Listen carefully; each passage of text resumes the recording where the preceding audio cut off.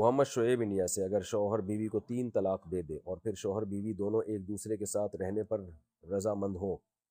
تو پھر بھی عورت کو حلالہ اور عدت کرنی چاہیے؟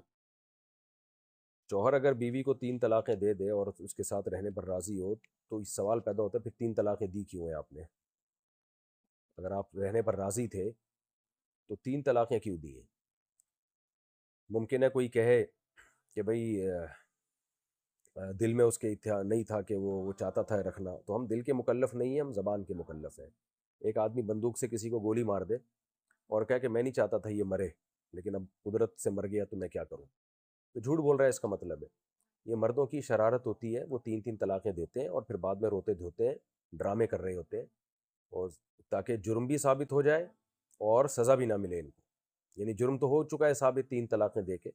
اور پھر گھننے بنے ہوئے ہوتے ہیں کہ میں تو چاہتا نہیں تھا، منہ سے نکل گئی، یہ ہو گیا وہ ہو گیا۔ بڑے بڑے لوگوں میں ہم نے لڑائیاں دیکھی ہیں، کبھی بھی اس طرح 3 طلاقیں منہ سے نہیں نکالتے، وہ یہ ڈرامے بازی ہوتی ہے۔ ایسی صورت میں عورت حلالہ کر کے، جو ایک تو حلالہ معاہدے کے ساتھ کرنا ہی حرام اور ناجائز ہے، لیکن کچھ عورتیں یہ کام کرتی ہیں، معاہدہ کر کے حلالہ کرتی ہیں، شوہر کی چکنی چپڑی باتوں میں آتی ہیں کہ میں بہت اب اچھی زندگی گزرے گی، پھر دوبارہ وہی 3 طلاقیں ہوتی ہیں۔ تو اس لیے جب 3 طلاقیں ہو گئی ہیں تو اب شوہر یہ کہہ رہے ہیں نا میں تو رکھنا چاہتا ہوں، تو اس کو بولو کہ بکواس مت کرو، مجھے غصہ آ رہا ہے اصل میں تھوڑی سی ابیوزو لینگویج استعمال کر رہا ہوں کہ یہ ڈرامے کسی اور کے پاس جا کے بیان کیا کرو، اگر تم نے رکھنا ہوتا نا 3 دفعہ لفظ زبان سے نہ نکالتے تو یہ ایسا ہی ہے جیسے کوئی بندوق کی گولی کسی کو مار دے اور بولے بھائی میں غصے میں آ گیا تھا میں نے چلا دی۔ تو اور میں مشورہ یہی دوں گا کہ اب جب طلاقیں ہو گئی ہیں، خاتون کو چاہیے کہ وہ کہیں اور نکاح کریں عدت کے بعد، اور اسی مرد کے ساتھ ہنسی خوشی زندگی گزاریں۔ اللہ کی قدرت اگر وہ دوسرا مرد طلاق دے دے یا وہ مر جائے یا خاتون کو اس دوسرے مرد کے ساتھ نہیں وہ زندگی اچھی گزر رہی، کسی بھی شوہر سے طلاق مانگی جا سکتی ہے، اگر شوہر دے دے تو کوئی حرج نہیں ہے، تو اس دوسرے مرد سے طلاق مانگ لی جائے بعد میں کہ بھئی میں آپ کے ساتھ نہیں رہنا چاہتی، وہ اگر طلاق دے دے ٹھیک ہے، نہیں دے تو پھر اسی کے ساتھ زندگی گزارے۔ بالفرض اگر وہ دے دیتا ہے طلاق تو پھر عدت کے بعد جہاں چاہے نکاح کریں، پھر اللہ نے اجازت دی ہے پہلے شوہر سے بھی نکاح کر سکتی ہیں، کہیں اور بھی نکاح کر سکتی ہیں، لیکن پھر دیکھ بھال کے نکاح کیا جائے۔ اس طرح سے اگر کوئی حلالہ ہوتا ہے تو یہ تو جائز ہے، لیکن پہلے سے زبان سے یا تحریر سے معاہدہ کرنا تو یہ حرام ہے، ناجائز ہے۔ عظیم صاحب انڈیا سے، کیا میں اپنے غیر مسلم دوست کو ان کی تہوار کی مبارکباد دے سکتا ہوں یا نہیں؟ غیر مسلموں کی جو تہوار ہوتے ہیں نا، جو مذہبی تہوار ہوتے ہیں، ان میں کسی طرح سے بھی شرکت جائز نہیں ہے، الا یہ کہ آپ کو کوئی خوف ہو، خطرہ ہو، تو نارملی اس کی اجازت نہیں ہے، بس ریزرو رہیں، نہ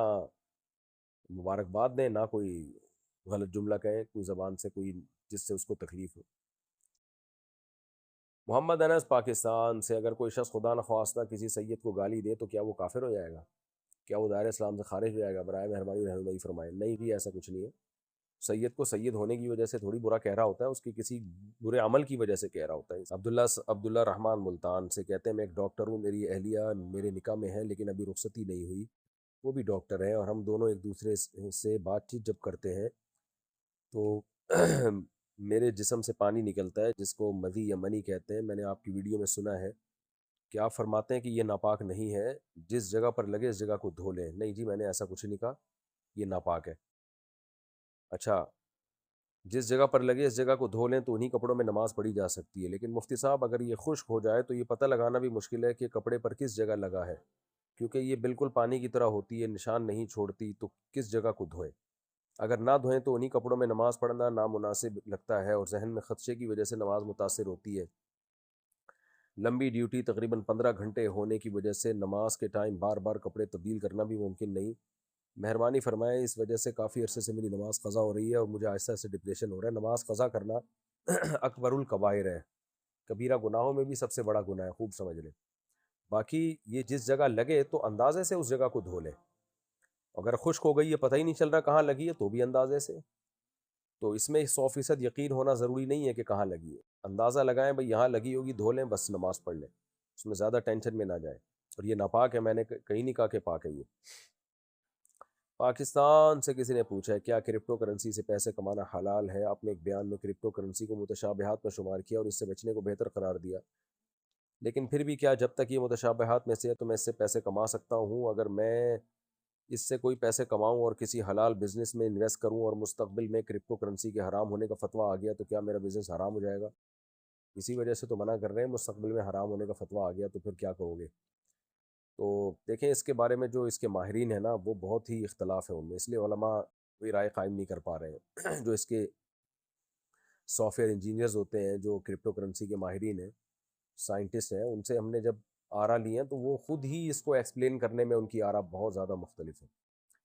اس لیے میں نہیں کہہ رہا کہ حرام ہے یا حلال ہے، فتویٰ نہیں دے رہے ہم اس بارے میں، اور اسی وجہ سے نہیں دے رہے کہ آج ہم حلال کہہ دیں لوگ شروع کر دیں، کل ہم کہہ دیں حرام ہے تو ایک بیڑا غرق ہو جائے گا۔ آج ہم کہہ دیں حرام ہے اور لوگ بچیں، کل ہم کہہ دیں حلال ہے تو لوگ کو کہیں گے لو بھائی آج ہم کتنا پیسہ کما لیتے۔ تو ایسی ہی چیزوں کے بارے میں حدیث میں آتا ہے الحلال ابین والحرام ابین، حلال حرام واضح، کچھ چیزیں متشابہات میں سے ہیں، مشتبہات میں سے ہیں۔ تو آپ صلی اللہ علیہ وسلم نے فرمایا جو مشتبہات میں سے بچے گا وہ اپنے آپ کو بچا لے گا۔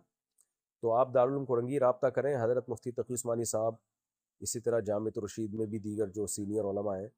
ابھی تک کوئی مضبوط رائے نہیں ہے، کچھ جونیئر علماء نے جواز کا فتویٰ دیا ہے